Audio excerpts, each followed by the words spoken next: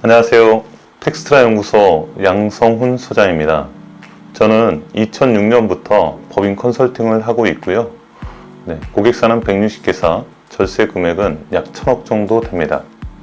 네, 소장님, 지난 영상에서 말씀드린 같이 급여 설계에 고민 중인 대표님들이 많이 있으신 것 같아요. 내가 매출액이나 순이익에 따라서 급여를 다르게 설정해야 되는 것 같은데 어떻게 해야 되는지 그 기준 부분들이 궁금해하실 것 같아요. 네, 소장님께서 설명 부탁드리겠습니다. 대표님들께서 본인 연봉을 책정하실 때는 매출액은 사실은 상관이 없고요. 단기 순이익만 관계가 됩니다. 단기 순이익이 2억 이하면 최소한 7천 이상 가져가시는 게 적정하고요. 2억 이상이라고 하면 물론 단기순이익입니다. 단기순이익 2억 이상이 되면 대표님 연봉은 1억 3천 이상 가져가시는 게 법인세보다 소득세를 더 내는 시스템입니다. 참고로 우리가 매출액을 말하는 경우가 종종 있는데요. 매출액은 매출액의 1%를 대표이사가 사업비용으로 쓴다라고 보고 있습니다. 순이익 부분으로 기준하는 거네요. 네, 맞습니다. 아마 대표님께서 그런 부분들 궁금해하실 것 같아요. 이제 세전으로 얼마 정도를 받아야지 세후 1억 정도가 넘을까? 보통 이제 직장을 다니면서 가장 궁금해하는 부분이기도 하겠지만 대표님들도 아마 그 기준을 궁금해하실 것 같아요. 네네. 어느 정도면 세전으로 얼마일 때 세후로 1억 정도가 되나요? 통상 1억 2,700 이상이 되면 세후 1억 정도 나오게 됩니다. 사업 승계를 지금 준비 중인 대표님 같은 경우에는 급여 설계를 어떤 식으로 하는 게 좋을까요? 먼저 영상에서도 말씀드렸는데요. 사업 승계를 고려하시는 분은 시가총액을 낮추는 작업을 하셔야 됩니다. 그러니까 대표님께서 올해 연봉이 2억이라면 내년부터는 한 4억에서 5억까지 연봉을 올리시는 게 그만큼 올림으로써 추가적으로 비용 처리가 되니까 비용 처리한 만큼은 다 시가총액을 낮추는 작업이 됩니다. 그래서 과감하게 올리시라고 말씀드리겠습니다. 네, 그런 부분이 되게 중요한 것 같아요. 사실 이제 뒤에 부분들 알고 있지만 익숙함에 취해서 급여를 많이 받으면 세금을 많이 낸다라고 생각을 하셔서 네네. 대표님들이 작게 받으시는 경향이 있으시니까 목적에 맞게 상담을 받으시고 반드시 적용해야 되는 부분인 것 같아요. 그러면 경기가 안 좋지만 기업이 성장하는 기업들도 분명히 있을 것 같거든요. 네, 맞습니다. 네, 그런 경우에는 어떻게 적용을 해야 될까요? 기업이 성장하는 중이라면 당연히 임원 보수 규정이나 임원 퇴직금 지급 규정, 임원 유족 보상금 규정 같이 임원 재규정을 정관의 별지 형식으로 가지고 계셔야 되고요. 우선 기본적으로. 그리고 대표님께서 이익금을 언제 환원하든지 본인께서 의중하시는 대로 조정하시면 됩니다. 근데 이제 우리가 임원 재규정을 두시라는 거는 법인의 구성 요소에서 주주가 회사의 주인이고 임원은 주주로부터 경영을 위임받은 겁니다. 위임 계약에 대한 법적 구속력은 민법에 있고요. 위임 계약은 무보수가 원칙입니다. 근데 임원들께서 보수 다 받아가시지 않습니까? 그래서 재규정을 두고 있으셔야 여러 가지 정황상 맞다라고 보여집니다. 네, 대부분 법무사님한테 맡겨서 최초 원시정관이라고 하는데 그 원시정관 그대로 유지하시면서 좋은 방법들을 그냥 정관에 표시를 안 하고 적용하는 경우도 많이 있으신 것 같아요. 그런 경우에는 어떻게 되나요? 그거는 아까 말씀드린 대로 법적 구속력을 가지시려면 임원 재규정을 두셔야 민법으로부터 자유로워집니다. 특히나 우리가 좀 더 디테일하게 설명을 드리겠습니다. 법인의 등기 관련한 부분을 영리법인에 대한 등기를 상업등기, 비영리법인에 대한 등기를 법인등기라 합니다.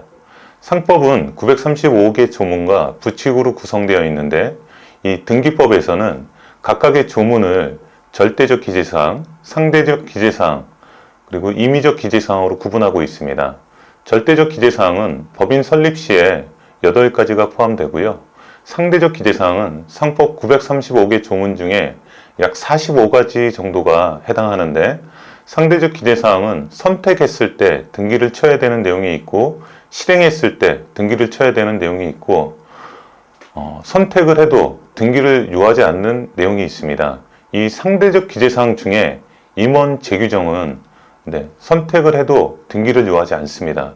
다만 국세청에서 어떤 기준으로 임원퇴직금을 지급했느냐, 어떤 기준으로 임원 보수를 가져갔느냐 따질 때 그때 정관의 별지 형식으로 제출하셔야 됩니다.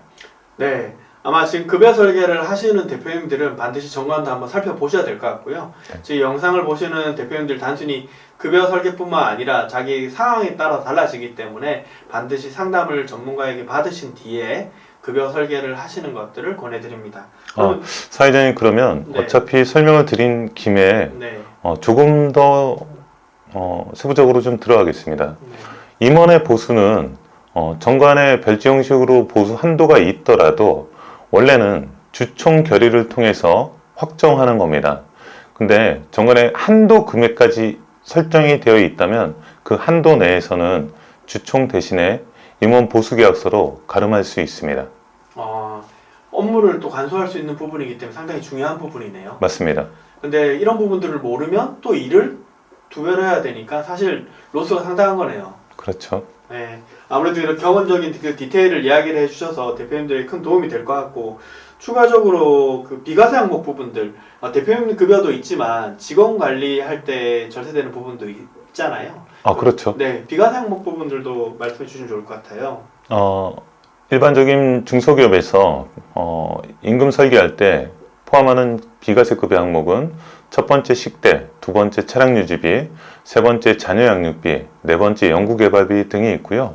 각각의 내용에 대해서 세부적으로 기술해 드리면, 식대는 2023년부터 10만원 비과세가 20만원 비과세로 상향되었습니다. 차량 유지비는 본인 명의 차량과 공동 명의 차량만 해당하던 것이 2022년부터 본인 명의 리스 차량까지 포함되고요. 비과세 금액은 20만원입니다. 자녀 양육비는 미취학 아동을 둔 부모에게 해당하고 올해부터 10만원 비과세가 20만원으로 상향되었습니다. 연구개발비는 연구원과 연구보조원만 해당하고 인당 20만원까지 비과세됩니다. 네, 아마 어떤 규모가 있으신 그 회사 대표님도 계시겠지만 경리분이 이런 부분들을 사실 체크 못하는 경우도 있으시잖아요. 그래서 의외로 이런 부분들이 바뀐 부분을 반영 안 하는 경우가 많이 봤거든요. 네, 맞습니다. 네, 그래서 이 영상을 보신 대표님들은 반드시 이런 부분들을 점검해 보실 필요가 있으실 것 같아요. 좀 더 디테일하게 또 들어가겠습니다. 네, 사장님. 비과세 급여 항목을 넣어서 급여 설계를 하시게 되면 통상 포괄임금제를 쓰고 있고요. 포괄임금제 임금 구성 항목은 기본급과 포괄연장수당 그리고 비과세 급여 항목으로 포함이 됩니다. 비과세 급여 항목 금액으로 총액을 뽑으시면 그 총액의 20% 정도가 4대 보험료 절세 효과가 있습니다.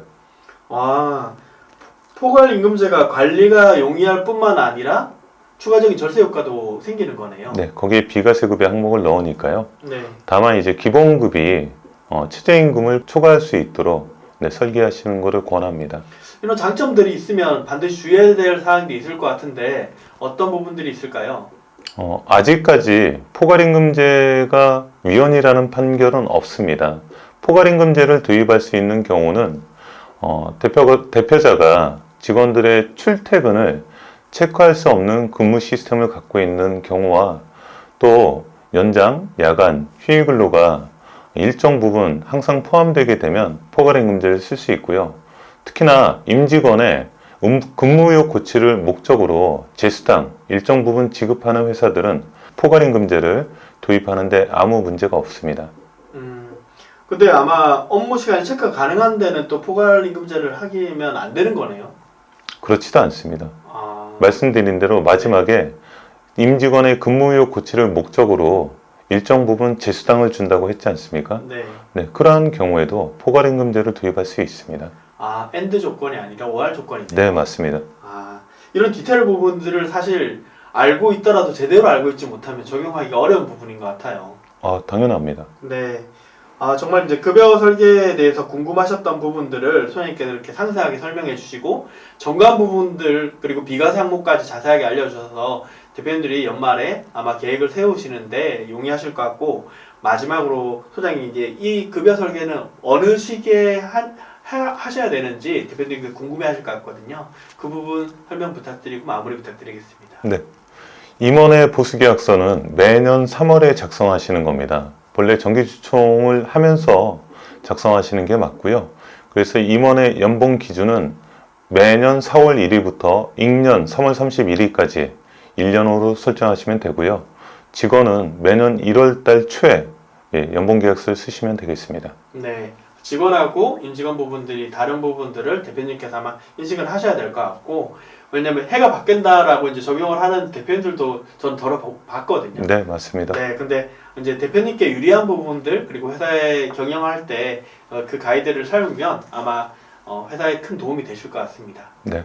네, 영상을 찍어주신 소장님 감사하고요. 다음 또 영상에서 뵙겠습니다. 감사합니다. 감사합니다.